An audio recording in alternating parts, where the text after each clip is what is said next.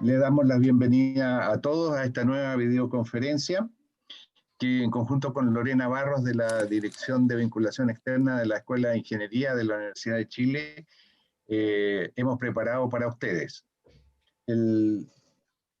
Antes de empezar, algunas recomendaciones. Como siempre, esta exposición va a durar unos 45 a 60 minutos aproximadamente. Después habrá una sesión de preguntas y respuestas. Y para reiterar, esta videoconferencia va a ser grabada y después distribuida en unos días posteriores a hoy. La presentación de hoy tiene que ver con la tributación de la empresa minería, de la empresa minera en Chile. Vamos a ver cuáles son los elementos que componen el sistema tributario aplicable a la empresa de la minería en Chile. Vamos a ver cuáles son los esquemas tributarios más usados y más populares, que es el royalty.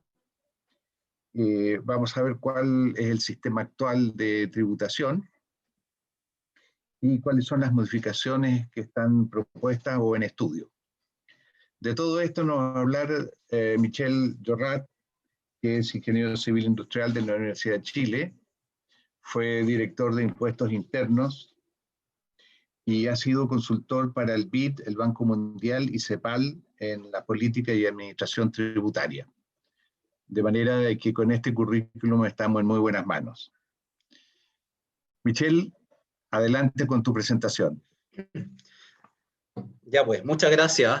Agradezco antes que nada la invitación y los felicito por la iniciativa. Estábamos conversando un poco de todas las charlas que han hecho, que son muy interesantes.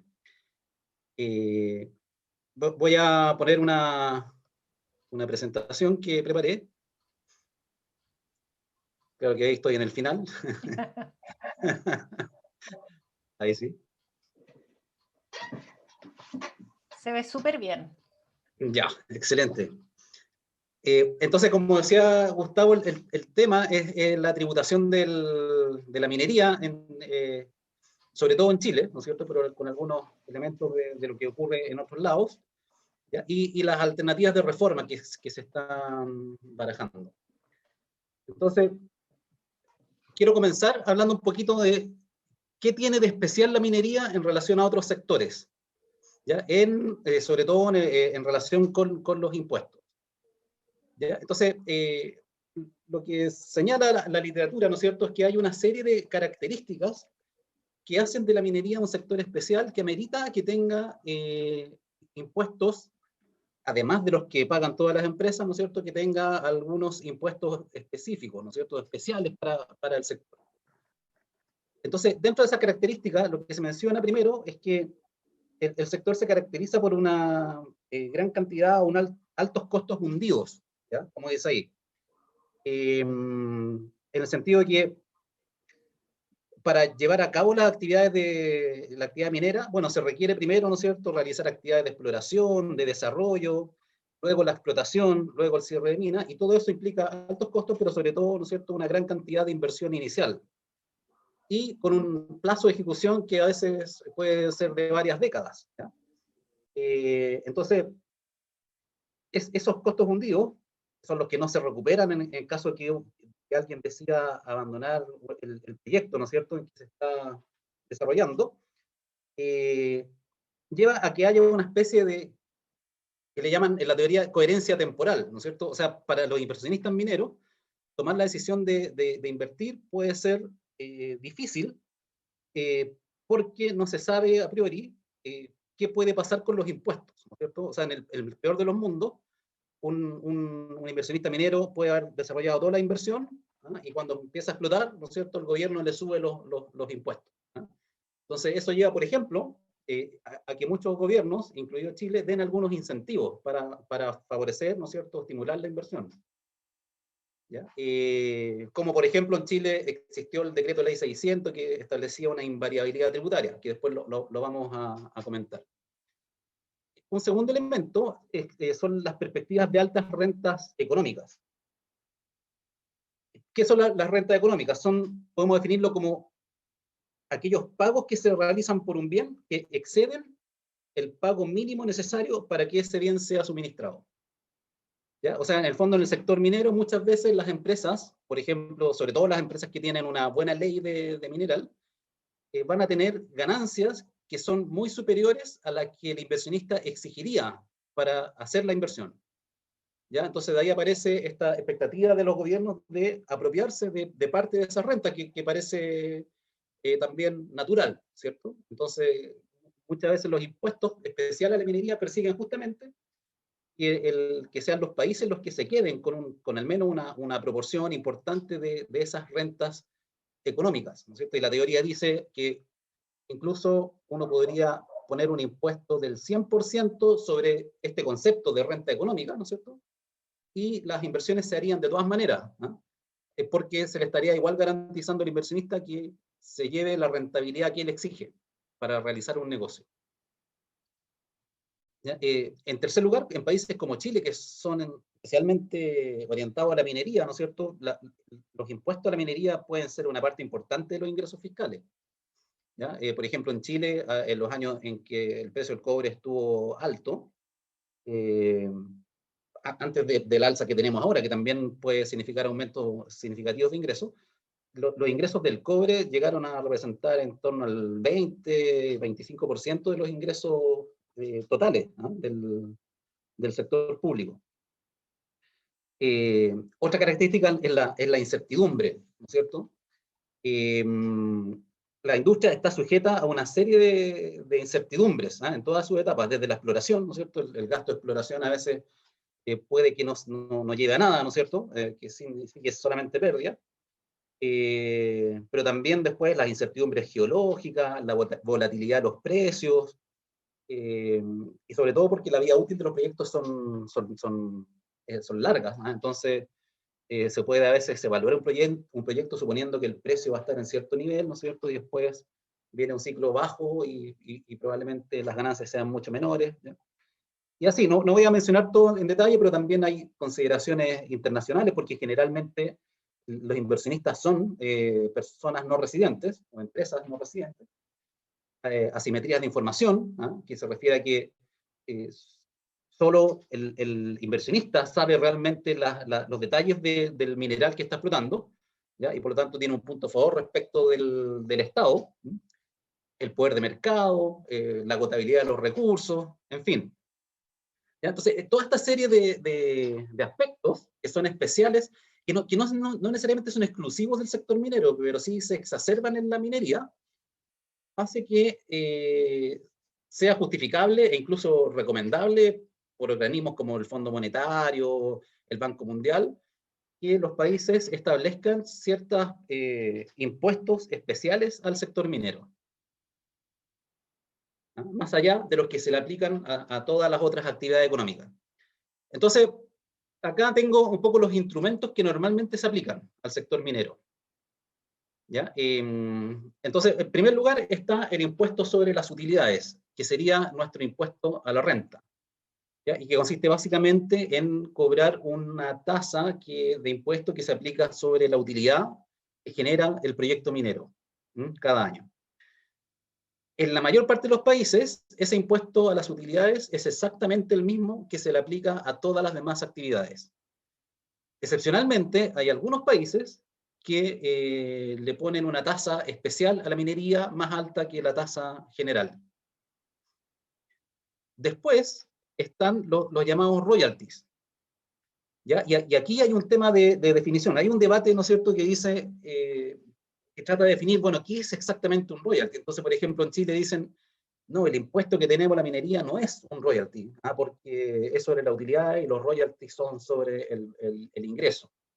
¿Ya? Ese es un debate, pero muchos especialistas dicen, mire, al final da lo mismo el nombre que le pongamos, ¿ya? Entonces, muchos deciden hablar de royalties para referirse a cualquier impuesto que se le aplique de manera específica a la minería y que tenga por objeto, ¿no es cierto?, que el Estado se quede con una tajada más grande de las rentas económicas que genera la explotación de un yacimiento. Entonces, desde esa perspectiva, uno puede tener royalties específicos. ¿ya? Que son aquellos impuestos que se aplican por cantidad, ¿ya? O sea, una cantidad de dólares, por ejemplo, por cada tonelada de mineral que se extraiga, ¿ya? Eso sería un royalty específico que cada vez hay menos países que los aplican, ¿ya? Por ejemplo, pero hay, por ejemplo, recuerdo Australia que aplica royalty específico sobre para la minería no metálica, ¿ya? Luego están los royalties llamados ad valorem, ¿ya? En donde se aplica una tasa de impuestos sobre los ingresos, ¿ya? Entonces ahí se cobra generalmente mensualmente un tanto por ciento de los ingresos que genera la compañía minera, ¿ya? O sea, un porcentaje de las exportaciones o de las ventas. Y también ahí hay variantes, ¿no es cierto? El royalty ad valorem puede ser sobre el valor facturado, por así decirlo, o bien previendo muchas veces problemas de lo que se llaman precios de transferencia, ¿ah? Es decir, que la compañía minera tiene la posibilidad a lo mejor de manipular, si se quiere, el precio al cual vende, sobre todo cuando le vende a una empresa relacionada que está afuera.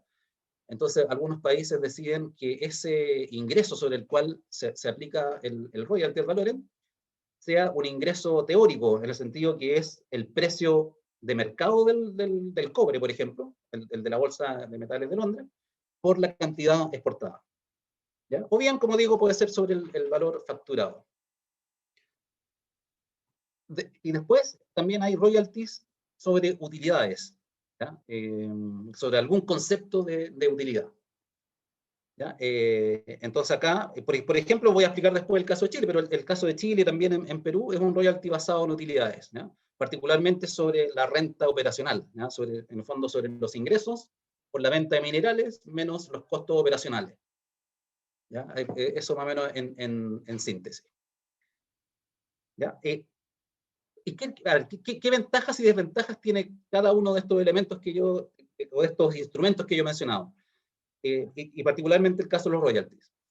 La principal ventaja de los royalties, ya sea específico o ad valorem, es que permite que los países empiecen a recaudar desde el primer día en que se empieza a explotar un yacimiento, ¿cierto? Porque siempre va a haber producción, siempre van a haber ventas. En cambio, cuando son royalties basados en las utilidades, a veces esa recaudación se posterga, porque muchas veces los proyectos mineros tienen pérdida los primeros años, ¿ya? Y por lo tanto el fisco no recauda nada hasta que empiece a generar utilidades.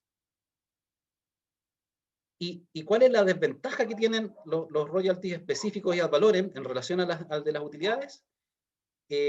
Básicamente de eficiencia, porque ese tipo de royalties generalmente determinan que los proyectos sean menos rentables, ¿ya? Afectan lo que se llama como la ley de corte, en el fondo, es decir, con un royalty ad valorem o específico, va a haber muchos proyectos que están en el límite de ser rentables y que al aplicar un royalty de ese tipo dejan de ser rentables, ¿ya? En cambio, el royalty basado en utilidades, ¿ah? Ese es el que más le gusta, por ejemplo, a la industria, a las empresas, porque si les va mal, no tienen que pagar, ¿ya? Y van a pagar solamente cuando les vaya bien, ¿ya? Y no significa que recaude menos necesariamente, depende cómo uno lo defina, ¿cierto? De hecho, estos instrumentos, y todos en realidad, uno puede definirlos de manera progresiva, ¿ah? Con tasas crecientes, ¿ah? Por ejemplo, si es sobre la utilidad, uno puede tener tasas de impuestos que van subiendo si es que los márgenes de la empresa son mayores, producto de que el precio, por ejemplo, sube porque estamos en un ciclo de precios altos. Lo mismo también hay países que intentan hacer eso con el impuesto, con el royalty ad valorem. Entonces la tasa que se aplica sobre las ventas no es plana, sino que va a depender un poco del precio, ¿ya? Mientras más alto sea el precio del mineral, más alta va a ser la tasa del royalty ad valorem, ¿ya? Entonces, la desventaja, como digo, del ad valorem en específico es que desincentivan un poco la inversión. Hay proyectos que definitivamente no se van a hacer, ¿ya? Y eso pasa menos con el royalty basado en utilidades, ¿ya? Y después hay un último instrumento que en teoría es el ideal, del punto de vista de dos puntos de vista. Primero, del punto de vista de la eficiencia, es decir, que no desincentive que se hagan inversiones, y también del punto de vista de la progresividad, es decir, que mientras más gane la empresa, más pague, que son los impuestos sobre las rentas económicas.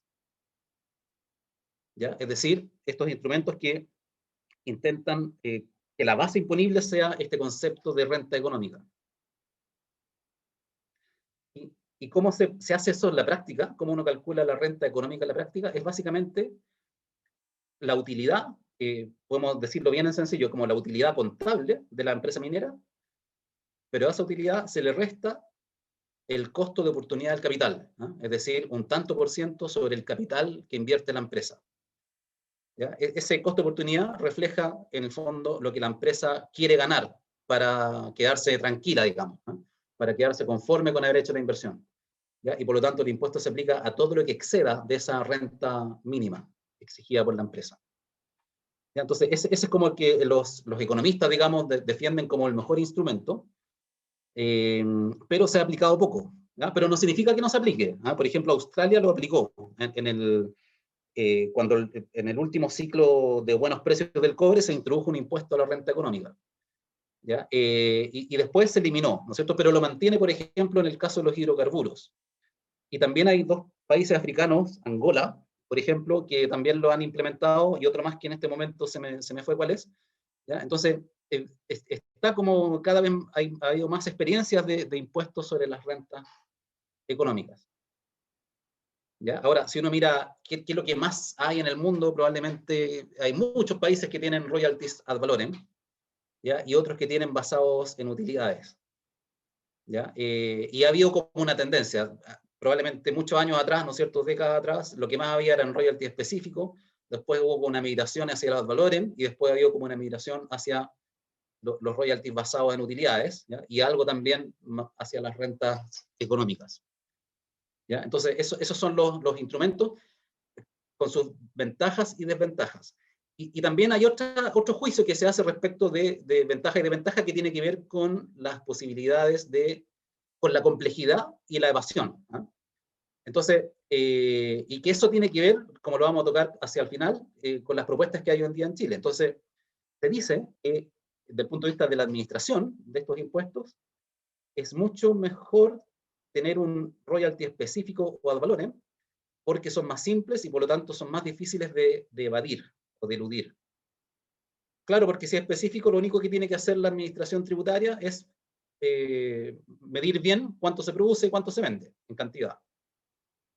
Luego, el ad valorem es un poquito más complejo, pero igual es simple, porque además de preocuparme de controlar la cantidad, tengo que controlar el precio al que se vende. ¿Ya? Y por lo tanto también es más seguro de que se pueda recaudar mejor, que no haya tanta evasión. Y los basados en utilidades o la renta económica son más complejos porque en el fondo son ingresos menos costos, entonces como que hay más posibilidades de que las empresas pudiesen evadir o ocultar utilidades. ¿Ya? Entonces ese también es otro elemento que juega al momento de decidir por cuál instrumento optar.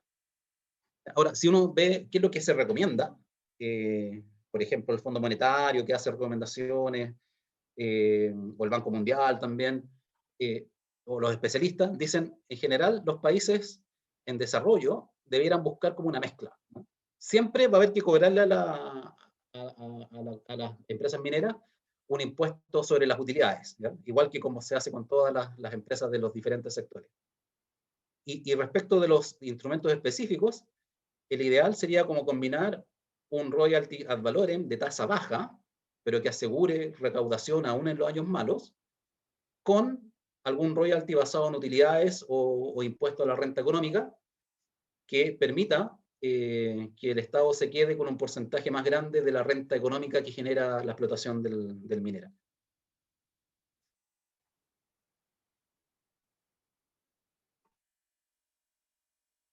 Ahora, ¿qué impuestos se aplican en Chile?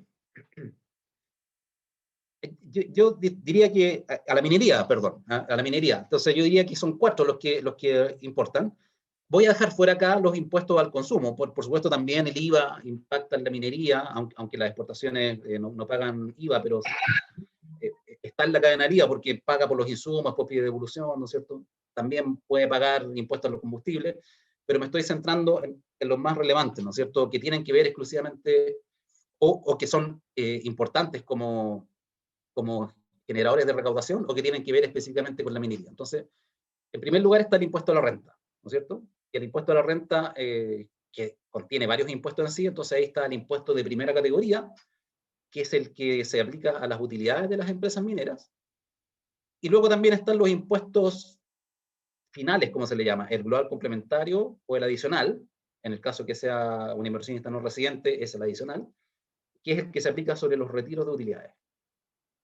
Y luego está el impuesto específico a la minería, las patentes mineras y la contribución al desarrollo regional. ¿Ya? Voy a hablar un poquito de esos 4 impuestos. Entonces, en relación al impuesto a la renta, como les decía, el impuesto a la renta, ¿no es cierto?, que es una ley, un decreto ley, dentro de él tiene varios impuestos, ¿ya? Primero están los de categoría, ¿no es cierto?, que está el impuesto de primera categoría, que es el que grava las rentas del capital. ¿Ya? Entonces, en la minería tiene que ver porque es el que se le aplica a las utilidades de las empresas, como decía. Pero también se le aplica a otras rentas del capital, ¿cierto? Capital inmobiliario, bienes raíces, etc. Después, el impuesto tiene el de segunda categoría, que es el de las rentas del trabajo, en el cual no vamos a hablar. Y después de estos impuestos de categoría, hay 2 impuestos terminales, que son el global complementario, que es el que grava a las personas residentes en Chile por todas las rentas que ganan durante el año, y el impuesto adicional, que es el que grava, en este caso, a los no residentes en Chile por las rentas que ganan o que obtienen en Chile. ¿Ya? Entonces, el esquema, este es un buen esquema como sintético de cómo funciona el impuesto a la renta en Chile. ¿Ya? Entonces, aquí arriba tengo los llamados impuestos de categoría. ¿Ya? Entonces, las rentas del capital pagan impuesto de primera categoría, y las rentas del trabajo pagan el impuesto de segunda categoría. ¿Ya? Pero después, ¿no es cierto?, a las personas naturales residentes se les aplica el impuesto global complementario, por todas las rentas que hayan ganado, incluyendo las del capital y las del trabajo. Pero nuestro sistema trata de evitar la doble tributación, ¿ya? Entonces no es que paguen 2 veces, porque a nivel de personas naturales en el global complementario, una vez que uno calcula su impuesto global complementario, puede rebajarse como crédito del impuesto global, contra el impuesto global complementario, los impuestos de categoría, de primera o de segunda. Aquí estoy hablando en general, porque vamos a ver después que hay excepciones a esto que acabo de decir. ¿Ya? Y si la persona es no residente, que puede ser una persona natural no residente o una jurídica no residente, entonces en vez del global complementario se aplica el impuesto adicional. ¿Ya? Que en el caso de las rentas empresariales, la tasa es de 35%. ¿Ya? Y también entonces aquí la persona no residente puede rebajarse del impuesto adicional como crédito los impuestos de categoría que hubiese pagado antes. ¿Ya? Ese es como el gran esquema. ¿Ya? Y otro concepto, digamos, que los residentes en Chile pagan impuesto a la renta por su renta mundial. Es decir, pagan tanto por las rentas que ganaron en Chile como las que ganaron en el exterior.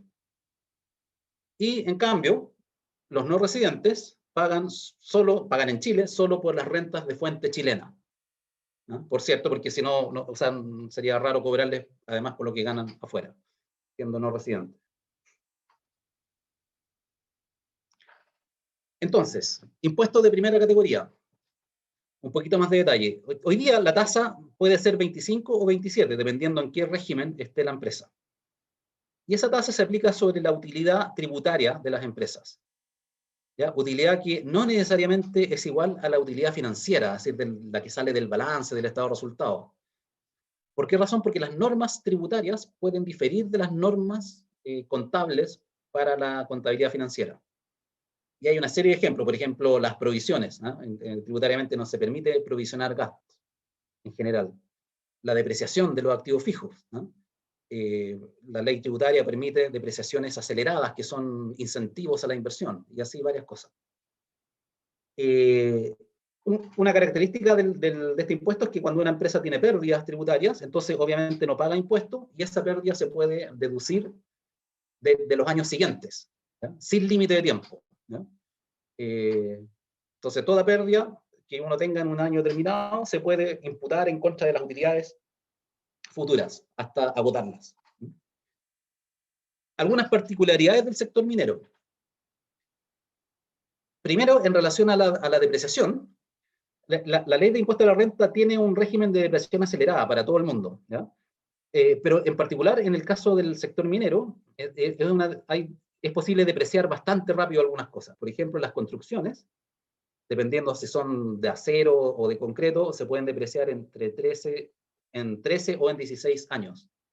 ¿Ya? Entonces, eso significa que las empresas mineras pueden llevar rápidamente a gasto una buena parte de sus inversiones y de esa manera postergar el pago del impuesto. ¿Ya? Lo cual hace que los proyectos sean más rentables. Las instalaciones, por ejemplo, se pueden depreciar en 5 años, o las presas de relave y las maquinarias se pueden llevar a gasto en 3 años. ¿Ya? Los gastos de exploración, ¿no? Se admite la deducción inmediata, ¿ya? O sea, el gasto de exploración se puede rebajar inmediatamente como gasto, o hasta en 6 años, como prefiera la empresa. ¿Ya? Los costos de desbroce o de stripping, que es el material, ¿no es cierto?, que se va retirando hasta llegar al mineral, eso se considera un costo de producción, ¿ya? Y por lo tanto eso sí se difieren, ¿no? Es decir, puede haber hoy día un gasto tremendo en costos de desbroce, pero eso es un costo tremendo, y eso se va a llevar a gasto en la medida en que se vaya extrayendo el mineral. Se va a imputar en proporción al porcentaje de mineral que se vaya extrayendo. Y eso que acabo de explicar tiene que ver con las tasas efectivas que paga la minería, que voy a mostrar después algunos datos, ¿no? Ahora, yo dije que habían dos sistemas de tributación, ¿ya? Entonces aquí voy a explicar un poquito eso, la tributación de las rentas empresariales. ¿Ya? ¿Cómo tributan las rentas empresariales? Entonces, hay dos grandes sistemas, pero en realidad son tres, ¿ya? Voy a mencionar los tres. El primero, que es como para las grandes empresas, y aquí es donde están todas las grandes mineras, es el régimen semi-integrado, ¿ya? O también llamado de imputación parcial de créditos. ¿Ya? Entonces, este régimen es obligatorio para todas las empresas que vendan más de 75.000 UFs al año, ¿ya? Esos son como 2.200 millones de pesos al año. O también que sin vender eso, tengan rentas pasivas como una proporción muy importante de sus ingresos. Por ejemplo, una empresa inmobiliaria que arrienda bienes raíces obligatoriamente va a estar en este régimen, aunque venda menos que 75.000 UF.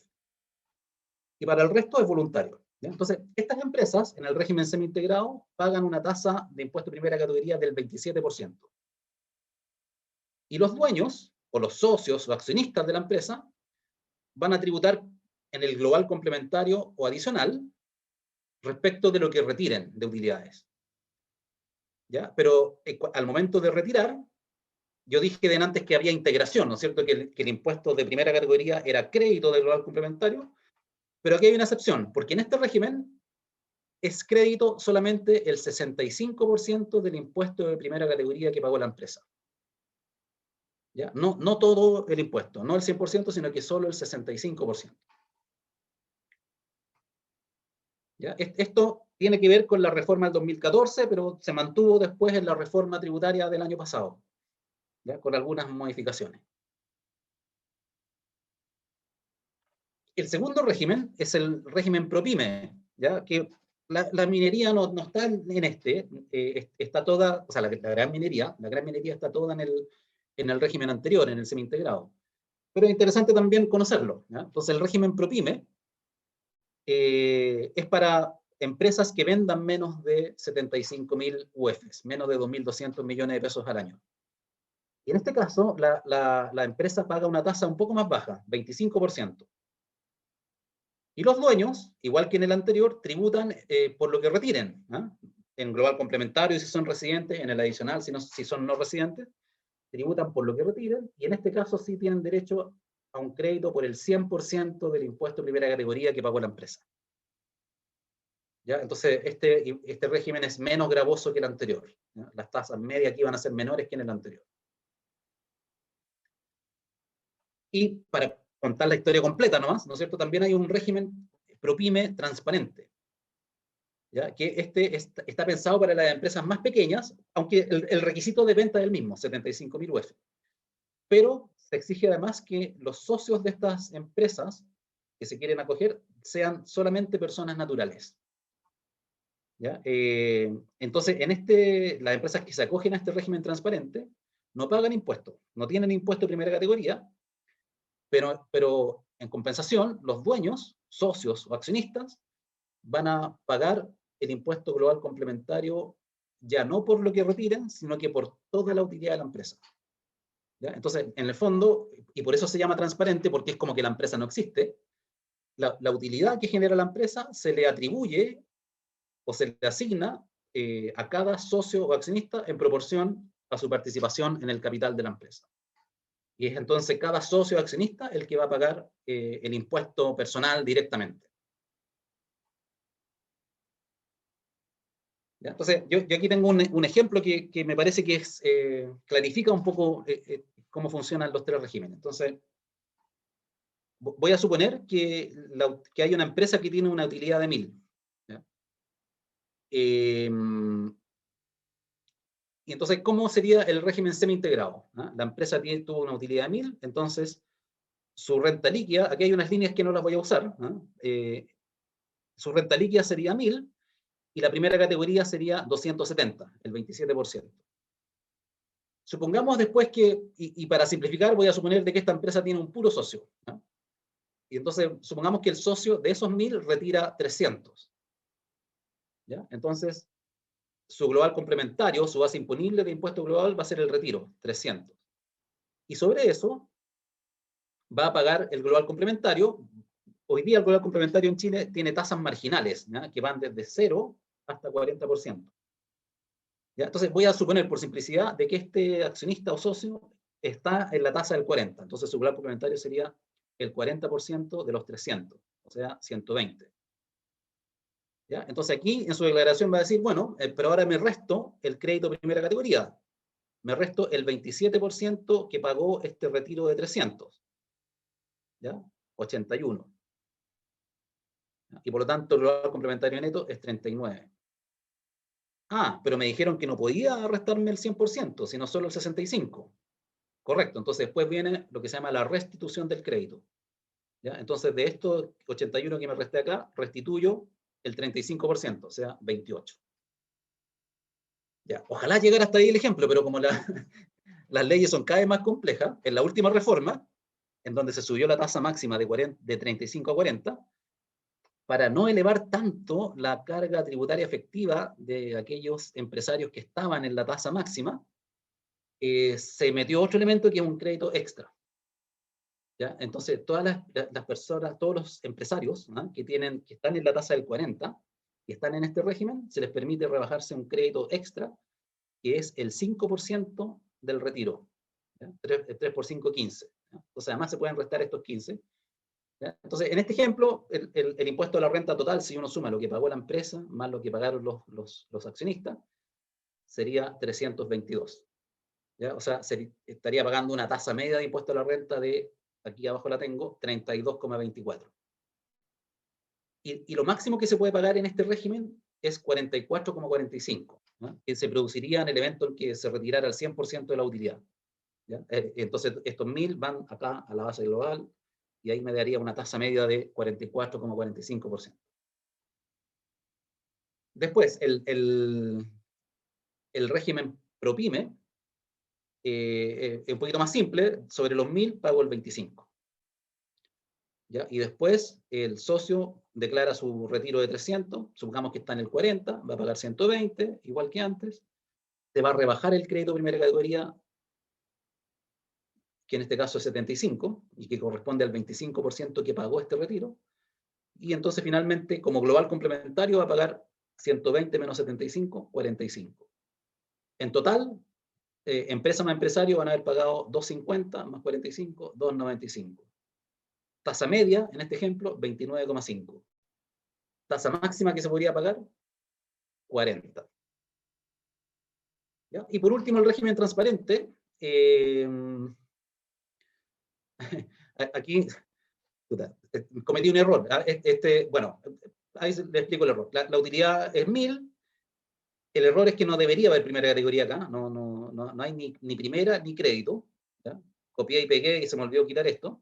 Entonces, directamente el socio declararía los 1000 y sobre esos 1000 pagaría 40%, o sea, 400. Y su impuesto final sería 400. ¿Ya? Esos son los 3 regímenes. ¿Ya? Ahora, volvamos a la minería. Si la empresa minera fuera de propiedad de residentes en Chile, entonces sus accionistas tributarían, o la empresa y sus accionistas tributarían de esta manera, ¿no?, que tengo acá en el semi-integrado. Pero eso ocurre en la menor parte de los casos. En general, los inversionistas detrás de las grandes empresas mineras son no residentes. Entonces ellos van a pagar el impuesto adicional de 35%. ¿Ya? Si vuelvo acá atrás, adicional, en principio es lo mismo, solo que esta tasa en vez de 40 es 35. ¿Ya? Pero hay otro elemento más, ¿ya? Para enredar más, meterle más pelo a la sopa, la ley tributaria dice que si el inversionista no residente reside en un país con el cual Chile tiene un convenio para evitar la doble tributación, ¿ah? Entonces, a pesar de que la ley dice que solo puede acreditarse el 65% del impuesto de primera categoría, por el hecho de que él viene de un país con el que tenemos convenio, se le permite acreditar el 100% del impuesto de primera categoría. ¿Ya? ¿Por qué menciono esto? Porque esa es un poco la situación de casi prácticamente todos los inversionistas en la gran minería. ¿Ya? Entonces hoy día los inversionistas en la gran minería están pagando como tasa máxima 35% y no 44,45%, como veíamos en el ejemplo anterior. Porque se les permite usar totalmente el crédito. ¿Ya? Porque en general vienen de Australia, de Estados Unidos, ¿no?, y países con los cuales tenemos convenio o estamos en camino a tener convenio.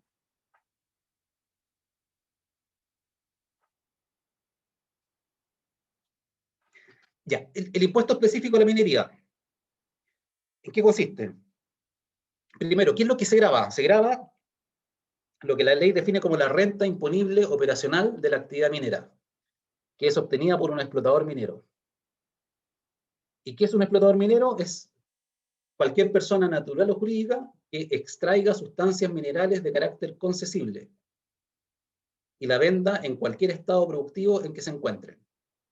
Esto generó alguna discusión porque, en relación al litio, ¿ah? Porque supuestamente el litio no es un mineral concesible.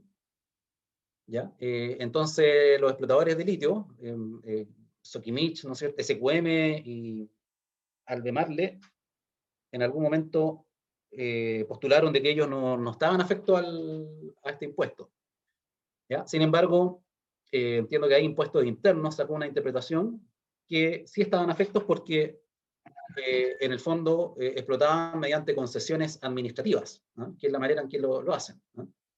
Y por lo tanto también clasificada como contribuyente de este impuesto. Entonces, ¿cuál es la base imponible? En términos simples, uno podría decir que la base imponible es el resultado operacional, ¿no?, es decir, los ingresos menos los costos operacionales. ¿Y qué sería el costo operacional? Bueno, los costos directos de extraer el mineral más todos los gastos de administración y venta. ¿Ya? Ahora, ¿cómo se calcula? Y aquí voy a aprovechar esta fórmula de cálculo para explicar algunas cosas. Se parte de la renta líquida imponible de primera categoría. ¿Ya? Pero eventualmente uno tendría que restar cualquier ingreso que no provenga de la venta de productos mineros. Es raro sí que hayan, ¿ah?, pero podría haberlo. Y como le resto estos ingresos, también tendría que reponer los gastos que fueron necesarios para producir estos ingresos que arriba estoy restando, ¿no?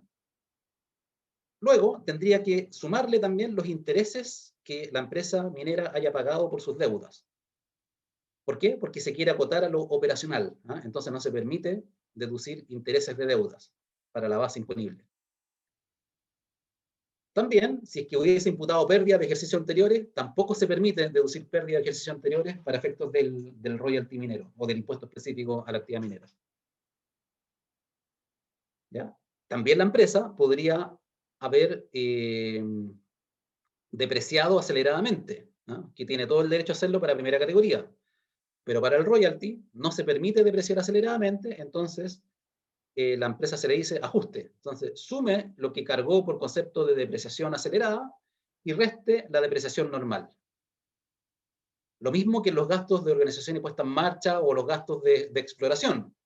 Eso la empresa podría eventualmente amortizarlos en un año, ¿no? O de manera instantánea, pero para efectos del impuesto específico de la minería se le dice no, para estos fines no se puede, así que sume eso y réstele la amortización normal.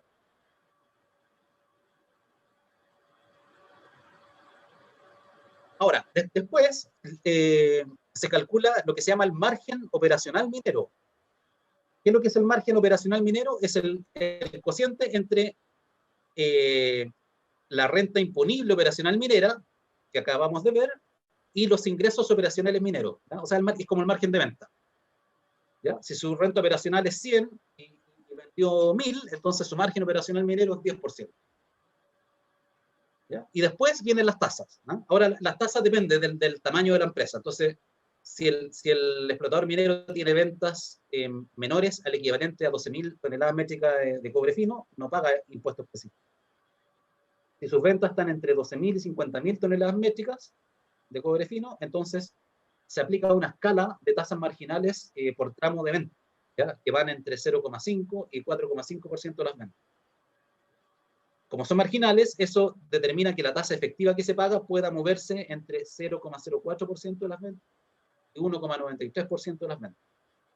Y la gran minería, o sea, los que venden más de 50.000 toneladas métricas, son los que nos interesan principalmente, ¿no es cierto? A ellos se les aplica una tasa que va a depender de cuál sea este margen operacional minero, ¿ya? Entonces hay una escala de tasas marginales que determinan o que van entre 5 y 14%. ¿Ya? Y la tabla es esta. Entonces, cuando el margen de la empresa minera es inferior al 35%, va a pagar un 5% de impuesto específico a la minería. Y pongo un ejemplo, si el margen está entre 35 y 40, entonces sobre esta parte del margen se le aplica un 8%. En ese sentido son marginales. ¿Ya? Por ejemplo, si el margen, hoy día puede ser que los márgenes operacionales estén, por ejemplo acá, entre 65 y 70, entonces, sobre esta partecita se le aplica un 24, sobre el anterior un 21, un 18, etc. Y eso determina una tasa media, ¿ah? de tributación por impuesto específico. Estas tasas marginales llegan hasta el 34%, pero cuando uno alcanza esto, su tasa media es 14%. ¿Ya? Entonces ahí la ley dice, no, lleguemos hasta ahí. ¿Ya? Si su margen excede de 85, entonces me quedo con esa tasa de 14%. ¿Ya? Entonces por eso es que podemos decir de que la tasa del royalty podría estar entre un mínimo de 5 y un máximo de 14.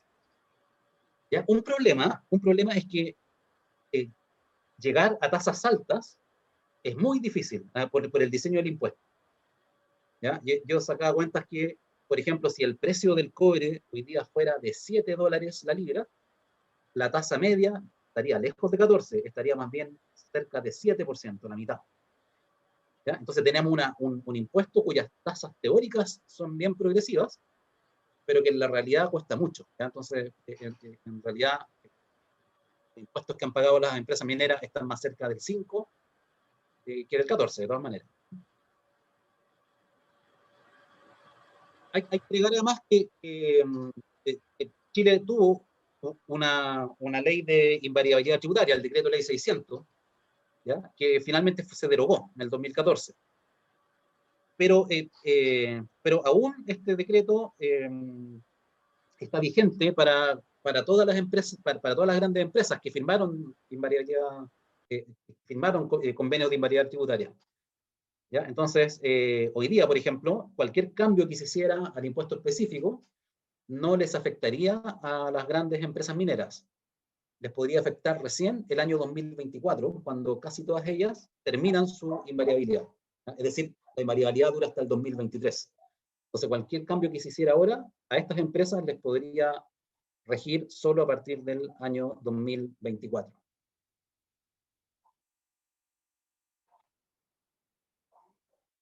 Ya, hay aquí unos detalles medio divertidos. El impuesto específico es un gasto para el impuesto a la renta de primera categoría. Pero la ley dice que el impuesto específico se calcula a partir de la base imponible de primera categoría, ¿ya? Entonces, eso determina que el impuesto específico es gasto de sí mismo, ¿no? Entonces, hay una circularidad, ¿ya? Eso hace que, si bien yo dije que las tasas nominales podrían ir entre 5 y 14, producto de esta circularidad, en realidad las tasas efectivas son un poquito más bajas, van entre 4,8 y 12,3.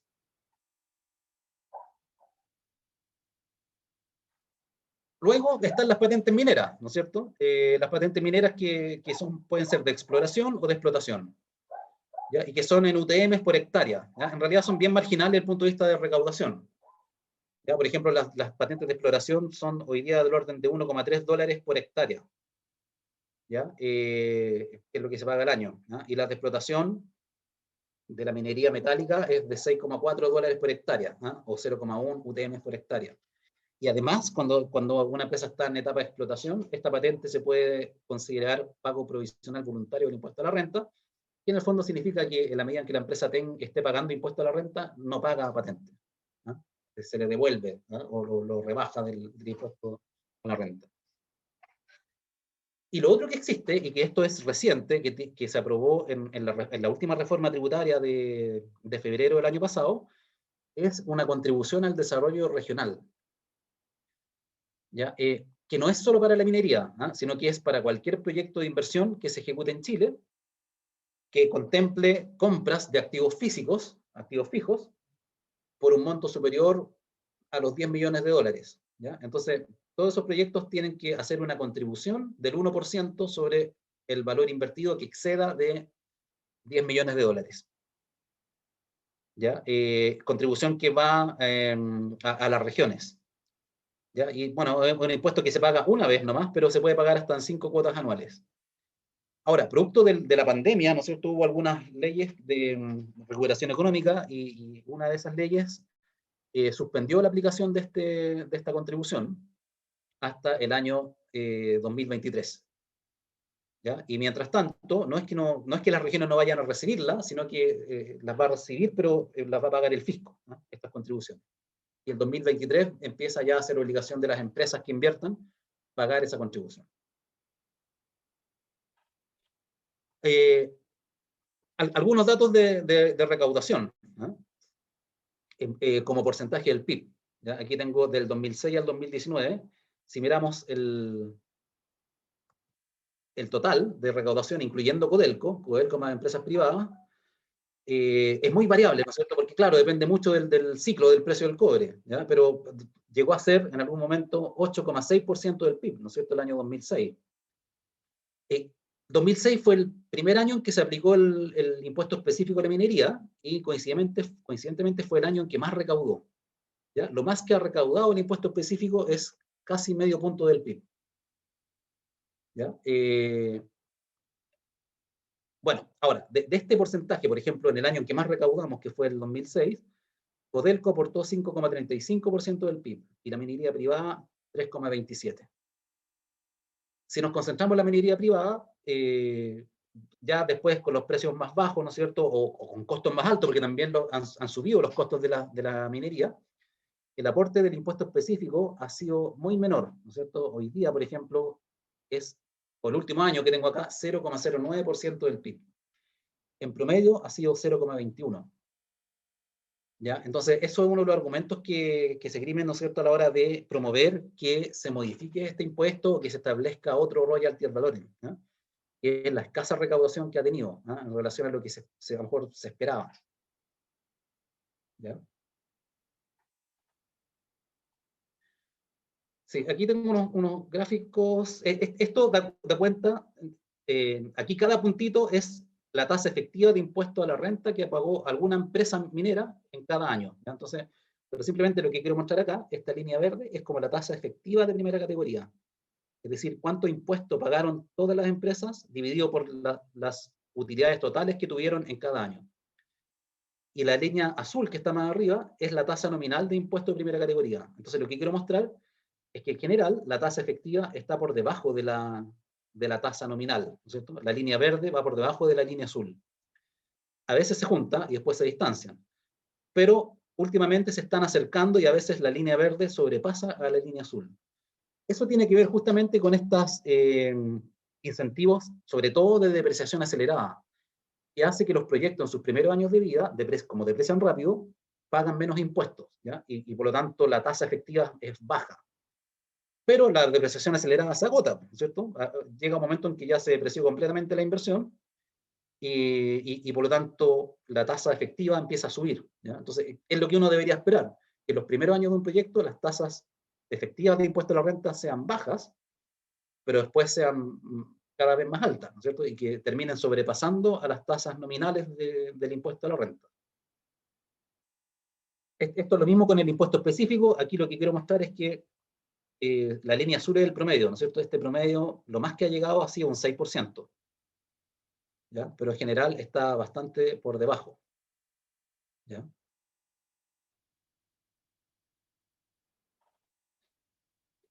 ¿Qué propuestas hablemos un poquito ahora de las propuestas de cambio tributario? Es común que cuando hay un ciclo alto de precios, no solo en Chile, sino que en todos los países mineros, aparecen estas como presiones para modificar los impuestos a la minería, ¿ah? Tratando de que ojalá el Estado se apropie de una mayor fracción de la renta económica que genera la minería. Y bueno, y eso es lo que está pasando en Chile hoy día, ¿cierto? Entonces, ahora, lo primero que hay que tener en cuenta, que ya lo dije, ¿no es cierto? Cualquier cambio tributario que se haga hoy va a tener efecto el 2024 para las empresas que están operando hoy. Actualmente hay un proyecto en el Congreso que establece un royalty ad valorem de 3% sobre las ventas de minerales, ¿eh? Y que se aplicaría al cobre, al litio y cualquier otra sustancia concesible, ¿ya? Sin embargo, después de establecer esta tasa, como tasa base, por así decir, para el caso del cobre se especifica más bien una tabla de tasas marginales, ¿ya? Entonces, en el caso del cobre, lo que dice la ley es que la tasa que se aplique va a depender de cuál sea el precio del cobre, ¿ya? Entonces, se establecen tasas marginales. Si el precio del cobre fuera inferior a $2 la libra, entonces la tasa sería 3% sobre las ventas. Pero si el precio está entre $2 y 2,5, la tasa marginal sería 15%. Entonces ahí como que por la primera parte de las ventas, ¿ah? En este rango de precio se pagaría 3, y por la parte que esté en este otro rango se pagaría un 15. Y luego sigue la escala. Si el precio está entre 2,5 y 3, la tasa marginal sería 35, luego hasta 3,5, 50, hasta 4 sería un 60%, y si el precio supera los $4, se aplicaría una tasa marginal de 75%. ¿Qué significa eso en términos de tasa media? Aquí yo puse dos ejemplos, ¿ah? Si el precio fuera $3, la tasa efectiva de este royalty ad valorem sería 10,3%. Y si el precio, como está hoy día, es de $4, la tasa efectiva sería de un 21,5%. O sea, son tasas que pueden ser bastante fuertes, ¿ya? 21,5% de los ingresos, ¿no es cierto?, del año, ¿no? Ahora, también la ley mete un elemento que es interesante, que son descuentos a estas tasas marginales según el grado de procesamiento del cobre, ¿ya? Entonces, la ley dice, bueno, si se procesa hasta cobre blister, ¿no es cierto?, entonces se puede rebajar 5% de las tasas. No me queda claro, no sé interpretar bien cómo es eso, ¿no? No sé si, por ejemplo, si estoy en la tasa de 50, entendería yo que podría bajarla a 45, ¿no? Así lo interpreto, ¿ya? Y si llego a un procesamiento superior, digamos, entonces tengo un porcentaje de descuento mayor. Ahora, técnicamente, pienso yo que es, y es lo que opinan muchos especialistas, es que es mejor un impuesto a la renta económica que un royalty sobre las utilidades. Que un royalty ad valorem, ¿no? Repito, es mejor un impuesto a la renta económica o incluso un royalty sobre utilidades como el que tenemos, más que un impuesto ad valorem, ¿ya? Por razones de eficiencia y de progresividad, ¿ya?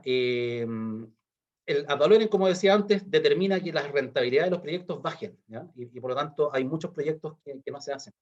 Entonces, yo, viendo algunos números, ¿no es cierto?, creo que este proyecto, tal como está, podría significar que muchos proyectos medianos de minería van a dejar de ser rentables, ¿ya? Y por lo tanto no se van a hacer, derechamente. Claro, por cierto que la escondida lo va a pagar, ¿no? Porque como todas las empresas que ya hicieron la inversión, lo peor que pueden hacer es dejar de producir, ¿no? Entonces, claro, ellos van a estar obligados a pagarlo. Pero puede significar que muchos proyectos que están en carpeta dejen de ser rentables, ¿ya? Ese es un temor que yo tengo con esta propuesta. Y aquí tengo un ejemplo de progresividad, ¿no es cierto? Por ejemplo, si uno tiene dos minerales, uno de baja ley y otro de alta ley, ¿ya? Entonces supongamos que en el de baja ley tiene ingresos por 1000 y costos de 900, entonces la renta económica es 100. Y el de alta ley tiene ingresos por 1500, costos de 900 y su renta económica es 600. Cuando yo le aplico un ad valorem, por ejemplo, le aplico un 3%, a este mineral de baja ley le voy a cobrar 30, que como porcentaje de su renta es un 30%. Y al de alta ley le voy a cobrar 45, que como porcentaje de su renta es solo un 8. ¿No? Entonces, como un contrasentido. ¿No? Al que le va mejor y el que está llevándose más rentas económicas, le cobro menos. En cambio, si uno lo hiciera como una especie de impuesto a la renta económica, si ustedes quieren, entonces, y le pongo una tasa del 30% sobre la renta, ¿no? Aquí cobraría 30, acá cobraría 180, y en ambos casos sería un 30% de la renta económica que generó el yacimiento. ¿Ya? Ahora, los que defienden el ad valorem, el argumento que dan es que para las empresas, ¿no es cierto?, es fácil esconder las utilidades. ¿Ah? Ahora, tampoco tenemos tanta evidencia de eso, ¿ya? Pero lo que se cree, ¿no es cierto?, hay muchas creencias de que, por ejemplo, los concentrados de cobre que salen al exterior, se ocultan un poco la cantidad de cobre que tienen o la cantidad de oro o plata que pueden llevar, o que se manipulan los precios de transferencia, ¿ah? En fin, ¿ya? Entonces, por eso es que muchos, aunque dicen que coinciden en que técnicamente sería mejor un impuesto a la renta económica o sobre las utilidades, creen que hay que tener un impuesto al valor porque es menos vulnerable, digamos, ¿eh? Frente a prácticas de evasión y ilusión.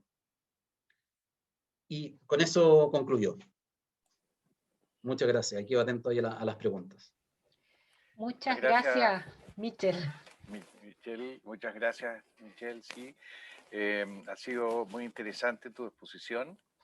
Creo que todos hemos aprendido bastante y como hemos aprendido bastante más de lo que sabíamos, tenemos más preguntas que antes. Así que dejamos abierta ahora la etapa de consultas y invito a Lorena para que administre las consultas, que lo hace maravillosamente bien. Partamos, no sé quién quiere partir con alguna pregunta. Erwin. Perfecto, Erwin. Puedes comenzar con tu pregunta. Gracias. Primero que nada, agradecerle a Michel por esclarecernos un poco esto, aunque no hay ninguna fórmula, solamente hay que saber sumar y restar, así de simple. Creo que multiplicar por entre medio, pero eso era todo. Michel, la idea, o sea, de la tributación en la minería, a diferencia de otra, porque todas las empresas pagan según su ganancia, ¿no es cierto? Aquí tienen que pagar algo extra porque están utilizando un recurso no renovable y que le pertenece a todos. Me imagino que es lo mismo que tienen que pagar, no sé, las que explotan los peces en el mar. Esa debe ser también el mismo, tienen que pagar algún royalty o algo así por usar ese recurso, por tener ese exclusivo, porque si no, yo tengo que tener, ¿no es cierto?, el cuero, tengo que hacer zapatos y fabricar zapatos. En cambio, las vacas siempre van a estar, en cambio el cobre se va a acabar. ¿Es esa la filosofía detrás de esto, de que paguen algo extra comparado con cualquier otra actividad industrial? Sí, voy respondiendo al tiro, ¿verdad? Sí. Sí. Sí, claro, un poco esa es la filosofía. O sea, a ver, que es este tema de la renta económica, pero dicho de otra manera, ¿no es cierto?, que los recursos naturales le pertenecen a todos los chilenos, ¿ya? Por lo tanto hay que cobrar algo por ese recurso, ¿no es cierto? Así como cuando uno, como el que fabrica pantalones, no le sale gratis la tela, ¿no es cierto? Entonces también el Estado tiene derecho a cobrar por ese recurso. Ese es como un argumento, ¿ya? Ahora, este impuesto específico, a ver, Lo especial del sector es el impuesto específico de la minería, del cual estábamos conversando, así como también las patentes mineras. ¿Ya? Son dos cosas específicas. El impuesto específico se aplica solo a la minería. ¿Ya? En el caso de la pesca, en la ley de pesca se metió también algún pago, un cierto tipo de impuesto al recurso natural, pero que es de otra naturaleza. ¿Ya? Este es exclusivamente para la minería. Ya. Ok, gracias. Gracias, Erwin. Tenemos otra pregunta de Carlos Durin. Carlos, ¿puedes realizar tu consulta? Gracias, Michelle, por la presentación. Aún tengo muchas dudas con respecto a este sistema, pero yo quería saber si el recurso propiamente tal tiene un precio, es decir, el cobre vale tantos pesos por kilo o por lo que sea, si se le pone un precio al igual que al pescado. Bueno, con la legislación actual no tiene un precio, sino que lo que el Estado cobra es un porcentaje de la ganancia. ¿Ya? Entonces, podríamos decir que en el año en que la empresa no tiene ganancias, el Estado no cobra precio por el cobre. No hay un precio. Cuando es un royalty, lo que más se parece, ¿no es cierto?, a eso de que el cobre tenga un precio es el royalty específico, ¿no? por unidad de mineral extraído. ¿Ya? Cuando se establece que se cobran $5 por, qué sé yo, kilo, tonelada o lo que sea, ¿no? Ahí se parece más a ese concepto de que tenga un precio. En el sistema nuestro no. O sea, el precio se cobra, pero como porcentaje de la utilidad, básicamente. Porque existe la posibilidad de que en otras partes digan que estamos subvencionando los productos por no cobrar por el producto. Teóricamente, claro, teóricamente sí, pero como la minería en el mundo se mueve con estos instrumentos, entonces los royalties por utilidad están como aceptados. ¿Ya? Entonces no creo que pudiera haber ese problema, a menos que hubiera otros países también que tuvieran que enfrentar la misma acusación. ¿Eh? Es interesante el punto, ¿ya? Hasta el momento no ha pasado, digamos, pero claro, el royalty ad valorem específico tienen un poco más esa lógica de ponerle precio al mineral que está en el subsuelo. Que no significa necesariamente que uno recaude más, ¿no es cierto? Uno podría recaudar más con un impuesto a la renta económica, ¿ya? Pero que tiene esta otra lógica, ¿no? Y que, claro, y puede pasar de que si los precios están mal durante todo el periodo que un yacimiento se explota, el fisco no va a recibir ni uno, ¿no? Pero cuando están los precios muy buenos, puede ser que reciba mucho más, con un royalty ad valorem específico. Gracias, Michelle. Gracias, Michelle. No sé si hay alguna otra consulta. Gustavo. Michelle, quedó bastante claro para mí los distintos instrumentos, los distintos tipos de impuestos. ¿Quién, en definitiva, estos los distintos tipos de impuestos se aprueban por ley? ¿Quién en el Senado discierne o inventa este tipo de tablas, de esquemas que tú acabas de explicar? ¿Cómo se hace eso? ¿Quién lo hace dentro de nuestro aparato en nuestro país? Complicada la pregunta, porque en tiempos normales, el único que tiene iniciativa para proyectos de reforma tributaria es el Ejecutivo, ¿ya? O sea, el gobierno es el único que podría enviar un proyecto de ley para modificar el royalty o crear otro impuesto, ¿cierto? Pero la situación actual, ¿no es cierto? De hecho, el proyecto que yo comentaba es de iniciativa de los parlamentarios, ¿ya? Entonces, un grupo de parlamentarios, no sé específicamente cuáles, redactaron este proyecto y lo presentaron, ¿ya? Entonces, de hecho, no es tan fácil que termine siendo ley, ¿ya? Porque probablemente el gobierno va a alegar inconstitucionalidad, ¿no? Porque no pueden los parlamentarios fijar impuestos por iniciativa propia. Debería ser el Ejecutivo quien lo envíe, ¿no es cierto? O lo patrocine, por último. Que diga al gobierno, sí, vamos a patrocinar este proyecto. ¿Ya? Esa es la situación, ¿ya? Entonces muchos creen que este proyecto no va a llegar a término, ¿ya? Pero también se creía lo mismo respecto a los retiros de los fondos de pensiones. Entonces, por eso digo, estamos en un momento más complicado como para saber qué podría pasar realmente. Sí, la verdad es que yo me refería a la inquietud mía no solamente sobre las actuales modificaciones, sino que en general todo lo que ha habido en el pasado. Tú dices que la iniciativa de estas leyes está en el Ejecutivo, entonces quizás en Hacienda es donde, o en Economía es donde hayan unos cerebros pensantes que Entiendo. inventan estas tablas o las diseñan, ¿no es cierto? Las generan mentalmente y deben hacer algunos modelos de aplicación para después hacer la propuesta. Por lo que Sí. tú me dices, quizás la respuesta la tengo yo misma, por lo que acabo de explicar. Sí, o sea, por ejemplo, el específico que se creó el año 2006, técnicamente se generó en Hacienda, en el Ministerio de Hacienda y por supuesto con apoyo del Ministerio de Minería, de los especialistas, ¿no? en el tema. Claro, ahí es donde se genera, digamos, el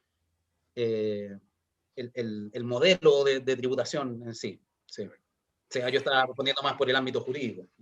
Correcto. Y lo otro que quiero tener claro es que todos estos royalties o impuestos ad valorem o a los ingresos provienen de la dificultad de poder determinar las utilidades, como tradicionalmente se conoce en economía, en una empresa minera, por los efectos de la variabilidad de las leyes, que no se, digamos, la empresa sabe qué ley está sacando, pero no sabe el fisco, no sabe, o el Estado no sabe qué leyes están sacando. Por lo tanto, ahí la utilidad puede ser cualquiera, digamos,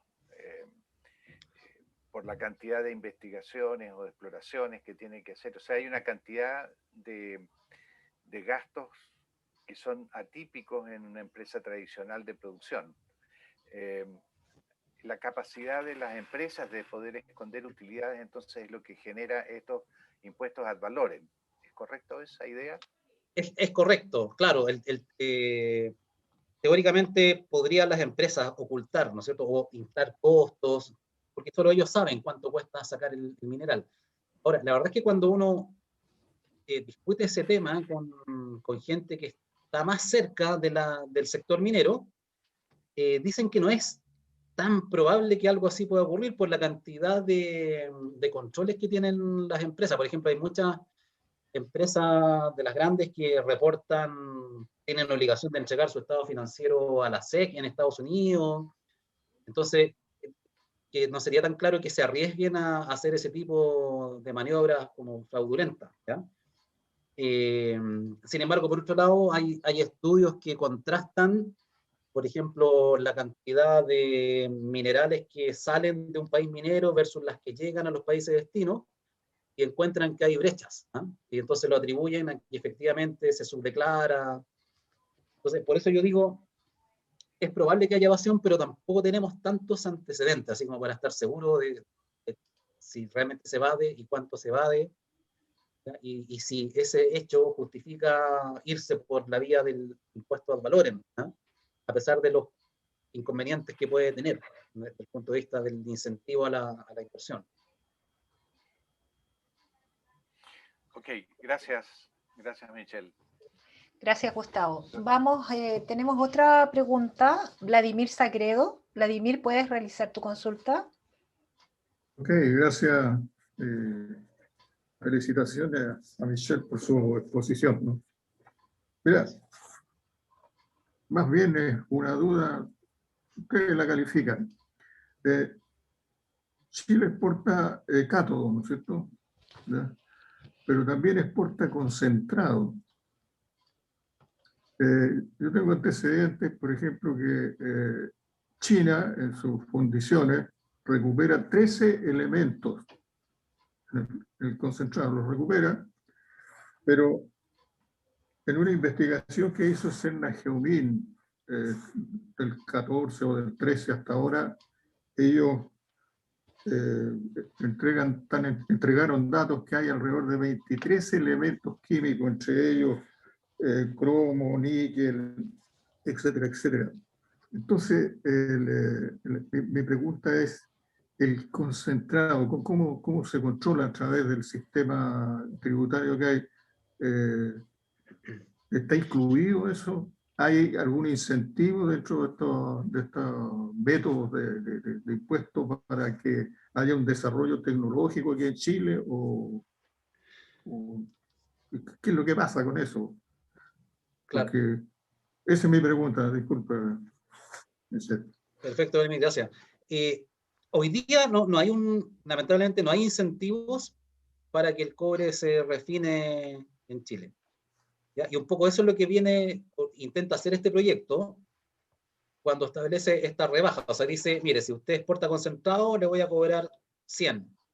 Pero si exporta cobre refinado, le voy a cobrar 80.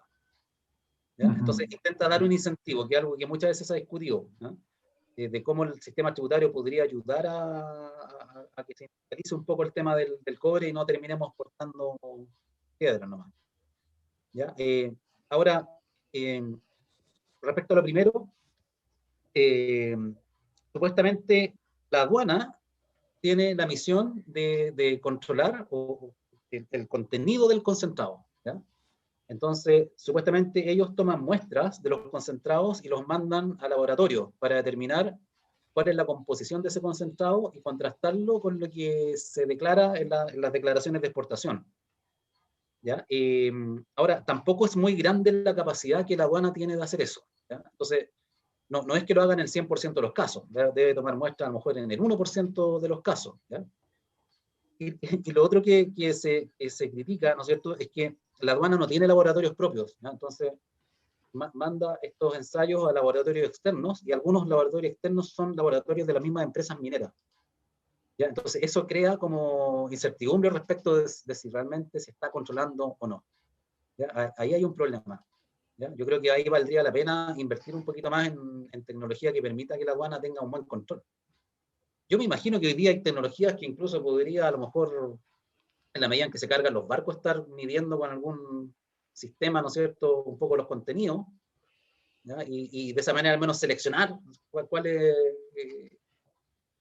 qué embarque, digamos, analizar en más detalle, en fin, pues podría afinarse un poquito más la manera de controlar eso, ¿no? Creo yo. Sí, tú tienes razón, o sea, hoy día hay tecnología para eso, pero en mis actividades dentro de la minería, por ejemplo, no voy a nombrar las empresas, ¿no? Por ahí por Antofagasta, ¿no? Lo único que tenía la empresa en la correa transportadora era un pesómetro, o sea que pasaba, no había ningún sistema de muestreador o de análisis de los contenidos, ¿no?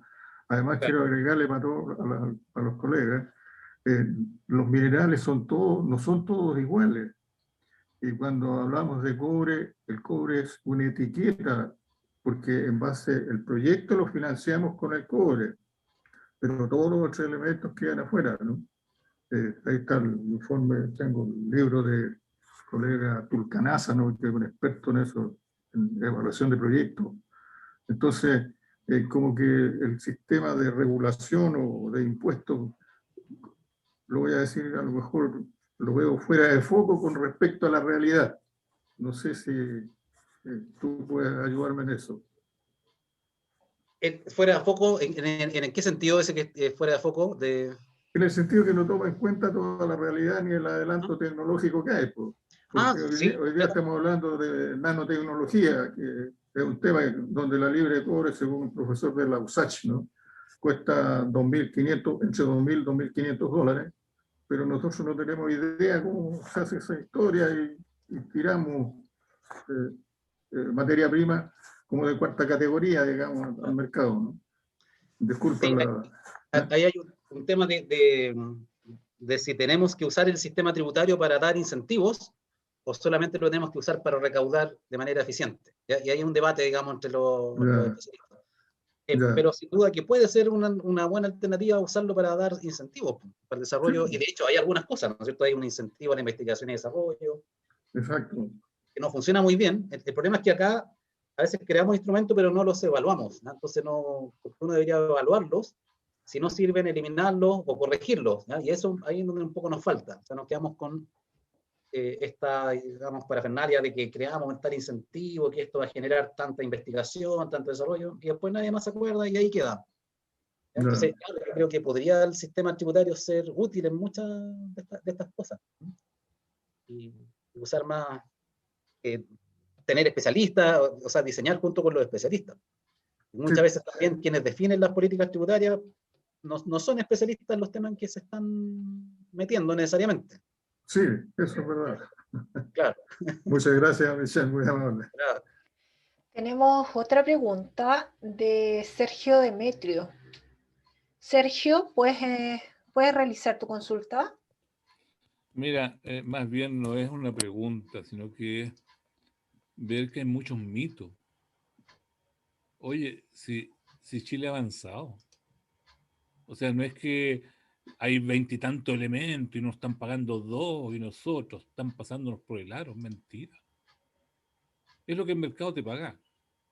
Si tú tienes un material que el mercado te lo paga todo, te paga todo. Por ejemplo, el oro de plata paga bastante. Incluso muchas veces paga tanto que desincentiva que hagan la propia recuperación de oro y plata a otros. Pero esta cosa, antiguamente obviamente era difícil todo, no habían antecedentes, pero hoy día con todos los avances de la técnica, yo sé incluso que Aduana tiene actualmente un laboratorio de primera categoría. Tiene gente preparada. Ahora, lo que decía Vladimir, oye, 3 elementos, oye, los gallos sacan 18 elementos.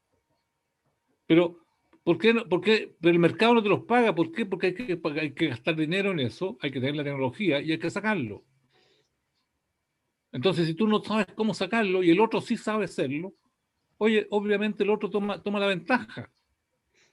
Pero hay mucho de mito que nos asaltan la entrada a la casa, nos están quitando todo. Mentira, lo que pasa sí es cierto, de que nosotros, oye, si los chinos, por ejemplo, hoy día te cobran porque tú envías concentrado. Es cierto, ¿ah? Y es complicado, pero ¿por qué entonces, incluso Codelco, por qué entonces no se integra Codelco y también vende concentrado, si fue tan buen negocio? Entonces hay cosas que no es llegar y decirlas. Por ejemplo, los chinos, lo que necesitan nosotros, los chinos hoy día compran el 65% del concentrado libre del mundo, lo compran ellos. O sea, tienen un poder monopsónico increíble, sin embargo no lo están usando. Entonces uno tiene que preguntarse por qué no lo usan. Y no lo usan, ¿por qué? Porque ellos necesitan la materia prima. ¿Ah? Y no le conviene matar la gallina a los huevos de oro. Po. Ojalá en Chile aprendiéramos eso, que no tenemos que matar la gallina a los huevos de oro. Si aquí, obviamente, imagínate que el otro día estábamos en una cosa en minería ética, estábamos hablando de metal blanco, y sabía algunas cosas razonables, y un colega dijo, oye, ¿saben ustedes cuándo está en esta semana el spot de los cargos de tratamiento?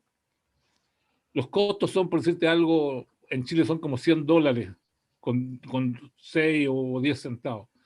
Entonces, resulta que estaban cobrando los gallos 10,1. Están cobrando $10 cuando tú te estás cobrando 100. O sea, en Chile procesarlo en fundiciones, como tenemos fundiciones que no son las más brillantes del mundo, resulta de que nosotros nos estamos gastando como $800 millones al año en procesar los concentrados en Chile. No es justito porque hay un tema estratégico, a lo mejor hay que gastar esos 800 millones para que no nos agarren del cogote y no esquilmen. Pero hay que tener algo que sea mucho, mucho más eficiente. Pero no es culpa de los demás, es culpa de nosotros que no hicimos la pega. Si los chinos, ¿por qué hicieron tantas fundiciones? Porque Chile no las hizo. Los japoneses pusieron su plata porque necesitaban la materia prima, la pusieron en las minas, y obviamente como inversionistas pusieron una exigencia, mándeme el concentrado. Bueno, esas cosas están terminando porque ya han pasado muchos años de que partieron con eso. Habrá que revisarlo. Pero a lo que yo voy de que de repente hay mucho mito y la verdad las cosas, hay gente inteligente a los dos lados. Si en Chile también hay gente inteligente y nadie quiere que lo hagan tonto. A lo mejor en algún momento pasó, es cierto que pasó. Por ejemplo, en la Segunda Guerra Mundial, cuando los americanos hacían que Chile vendiera 45 centavos de dólar la libra, cuando el mercado, los alemanes estaban dispuestos a pagar más de $1, $2, digamos, y en cambio los argentinos no, los argentinos le vendieron al que viniera a comprarme. y los gallos pasaron a ser un país desarrollado. Nosotros no. Pero Chile empezó a aprender, y empezó a aprender cuando Ibáñez creó el Departamento del Cobre. El Departamento del Cobre empezó a controlar a las empresas que exportaban. Y las controló y empezó a aprender. Y el Departamento del Cobre partió por los años 50. Entonces, cuando vino la chilenización, que fue que nos hicimos, y negociamos y nos hicimos dueños en sociedad con los extranjeros del 51%, entonces ya era un tremendo paso que teníamos, pero nosotros ya habíamos aprendido a ver cómo se vendía, dónde se vendía, cómo se comercializaba esta cosa. Cuando se hizo el CIPEC, cuando donde estaban los africanos, digamos, los peruanos y nosotros, digamos, era un paralelo al de la OPEP. Resulta de que los peruanos decían, el problema de nosotros los peruanos, que nacionalizamos hasta los puertos. O sea, no tenían ni idea de saber de vender. En cambio, los chilenos sí sabían ya vender. Los chilenos sí sabían un montón de cosas y por eso nosotros pudimos pegarnos un salto que no se lo pegaron los otros. Y obviamente son mercados distintos porque en la OPEP el petróleo nos deja residuos y en cambio el cobre, había una propaganda que decía el cobre es eterno, una tremenda propaganda que es súper buena, pero resulta que también es una tremenda maldición. O si no, pregúntale al plomo. El 95% del plomo del mundo es plomo reciclado. Si el cobre se reciclara así, o sea, se reciclara en todo el mundo como reciclan los países más altos, como Alemania, resulta que la necesidad de cobre primario del mundo, que son del orden de 20 millones de toneladas, oye, bajaría a 10. Y todos los que producimos cobre quedaríamos con nuestro cobre guardadito más o menos. O sea, no es una cosa tan fácil llegar y decir. Y Chile, la verdad de las cosas, nos hemos beneficiado. Hay un sistema que hay un área privada, un área mixta y un área estatal. Y las tres de alguna manera se van comparando y se van de alguna manera compitiendo, porque, oye, en esta cosa se compite por costo. Entonces, profesores, yo creo que el sistema que tenemos en Chile se ha ido, obviamente, depurando, se ha ido mejorando, está bastante bueno, y yo creo que está bien. Ahora, si otros dicen, oye, que eres extranjero, nos están esquilmando, échenlo, po. Bueno, podemos hacer algo, pero resulta de que, oye, Codelco no ha tenido la plata para invertir. Acuérdense los tremendos proyectos que tenía de Andina, al doble de lo que está tratando de hacer ahora. ¿Y por qué no lo hace? Porque no tiene plata. ¿Y por qué no tiene plata? Porque el Estado la necesita. El Estado la necesita para la salud, para la educación, para las pensiones, para todo eso. Entonces, si el Estado necesita esa plata. Ahora, Codelco, cuando la chilenización todavía producíamos 500.000, 700.000 toneladas de cobre al año, esa cosa Codelco empezó a subir y Chile más lo de NAM y todo, hemos llegado al orden casi las 2 millones de toneladas de cobre producidas, digamos, no extranjeros, ¿ya? O no gran minería. Pero resulta que los otros lo produjo la gran minería. Es cierto que se llevan una parte, pero también cuando explotan la minería hay que acordarse de que realmente el riesgo de la minería no es tanto el precio del cobre que se va para arriba, el riesgo de la minería está en encontrar el yacimiento.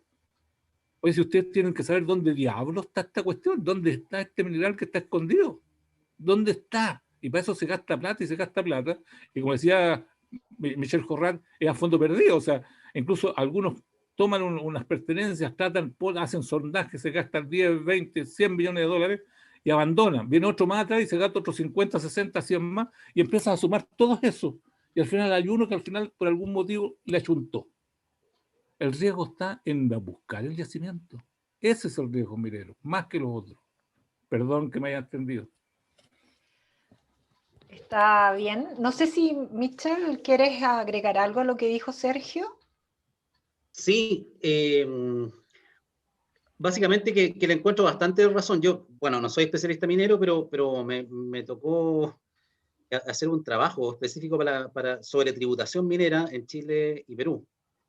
Entonces, ahí uno se da cuenta de que, claro, efectivamente hay varios mitos y eso igual es peligroso. Yo personalmente pienso que el proyecto que está hoy día en el Congreso puede ser bien nefasto, porque yo creo, por los modelos que tuve que hacer, digamos, de proyectos mineros, que una buena cantidad de proyectos de mediano tamaño, y dicen que, no sé si ahí me pueden corregir a lo mejor, que en Chile ya es difícil que hayan proyectos grandes como La Escondida o Coyahuasi, sino que lo que vienen son más bien proyectos de mediano tamaño. Y es probable que muchos de esos proyectos, como yo decía, dejen de ser rentables, digamos, con un instrumento así tan draconiano, digamos, de un royalty ad valorem. ¿Ya? Y que muchas veces se basa en cosas que pueden ser mitos. Por eso yo decía, muchos argumentan de que hay mucha evasión aquí, allá, pero tampoco es que haya tanta evidencia, es como más bien creencias. ¿Ya? Y eso a mí me asusta un poco. ¿Ya? Lo mismo que también esto de la necesidad de fundir cobre en Chile, que a veces la gente cree que, claro, que sería una gran diferencia en términos de recursos, pero yo me fijé mirando datos que no los conocía, que el extra que uno puede ganar tampoco es del otro mundo, ¿no? O sea, si uno compara el precio al que se exporta el concentrado versus el precio del metal, digamos, no son diferencias siderales, ni mucho menos, ¿ya? Entonces, es probable que, claro, en la ignorancia de los que no estamos metidos en el sector, hagamos análisis cometiendo muchos errores, y eso puede ser preocupante. Gracias, Michelle. Tenemos una pregunta de Vladimir Sagredo. Vladimir, puedes realizar tu consulta. Ya, gracias. A ver, bueno, tomo en consideración lo que puso Sergio, ¿no? Pero la verdad es que yo no afirmé nada en contra de lo que estaba ocurriendo. No hay ningún mito, porque Codelco en su inventario, en su declaración de este año, ¿no? Del año que pasó, está, ¿no es cierto?, tiene un valor de sus activos, lo llama, no sé, depósitos artificiales, que son todos los tranques de relave y todo eso, los que maneja Codelco, que tiene un valor. Entonces eso es bueno tomarlo en cuenta en la discusión o en la conversación, ¿no? Lo otro es que, y esto yo lo he investigado, entonces aquí en Chile hay yo diría una desintegración, se produjo una desintegración entre lo que es la metalurgia extractiva, que es la minería, ¿no? Entre la metalurgia de proceso, donde están todas las otras disciplinas como mecánica, electricidad, etcétera, etcétera, e investigación. Nosotros no tenemos investigación en la minería. La industria, esa es la metalurgia física, se llama eso, ¿no? Y en la Universidad de Chile, la Universidad de Santa María, la de Concepción, sí realizan, pero desvinculada de la parte central, que es la metalurgia de proceso. Entonces, eso tiene una fuerte, yo diría, impacto en lo que es la industrialización. Más bien se produjo una desindustrialización en el país. No estoy pensando solamente en el cobre, estoy pensando en todos los minerales que sacamos, ¿no? El hierro, oro, plata, etcétera, etcétera. Entonces, tenemos que hallar alguna forma, ¿no? A lo mejor a través de esto de impuestos, royalty, o el nombre que le pongan, yo no soy experto en eso, de cómo integramos estas tres áreas, porque de otra manera vamos a estar solamente calificándonos, no sé, entre nosotros, pero tenemos que reconocer que como ingenieros tenemos una deuda, ¿no? No hemos sido capaces de imponer ese criterio. No llegamos a que si el que no entiende el tema también lo puede entender. ¿Sí? Tal como dijo Sergio, no somos tontos, ¿sí? pero está digamos, esa desintegración. Y bueno, yo aprovecho las reuniones en las cuales participo muy a gusto con ustedes para plantear esos temas también que hay que empezarlos a analizar, ¿no? Y yo invito a Sergio y a Michelle, por supuesto, a que en alguna oportunidad y a todos los colegas discutamos estos temas. O sea, la ingeniería, las disciplinas de ingeniería que son las otras, ¿no? Por ejemplo, en el caso de minería, esto de la geología. ¿En qué estado está la geología chilena? A eso me refiero, ¿no? Entonces, en qué estado está nuestra ingeniería civil, mecánica, la estructural, etcétera, etcétera. Y además quiero indicar algo, es que tenemos otras amenazas, que es el tema del agua dentro de la minería. Por cada metro tonelada que se procesa en la planta de concentrado, puede que me equivoque, pero se ocupan alrededor de 37 metros cúbicos de agua. Bueno, se llega agua de mar, tenemos el mar, etcétera, etcétera. Pero bueno, pero son cuestiones que aquí en la zona central no puede afectar de alguna manera. Entonces, dejo planteado el tema, a lo mejor un poco desenfocado respecto al tema que convocamos en esta conferencia, ¿no? Pero son las dudas que yo como profesional las tengo, ¿no? Muchas gracias. Gracias, Vladimir. No sé si alguien quiere hacer alguna otra consulta. Me da la impresión que no. Gustavo. Bueno, si no hay más consulta, demos por terminada la sesión de hoy, agradeciéndole a Michelle su participación y su exposición, para mí, modo de ver excelente. Yo creo que queda una gran cantidad de desafíos, como dice Vladimir. Me da la sensación de que hay muchas cosas por hacer en esta área y ojalá que alguien pueda ser capaz de tomar estos desafíos y llevarlos adelante para sincronizar un poco lo que es la política, lo que es la ingeniería, lo que es la geología, los mercados internacionales y poder encontrar una manera mejor y más eficiente de explotar nuestras riquezas minerales y bueno, así poder tener mayor recaudación en beneficio del país. Michelle, muchas gracias por tu participación, gracias a todos los asistentes. Muchas gracias a ustedes. Gracias, Lorena, por tu coordinación y apoyo a todo esto. Y hasta luego, y nos vemos en la próxima charla. Que estén muy bien. Gracias, Michelle. Excelente presentación. Un abrazo a cada uno. Lorena. Cuídense. Muchas gracias. Un aplauso para Michelle y nos vemos próximamente.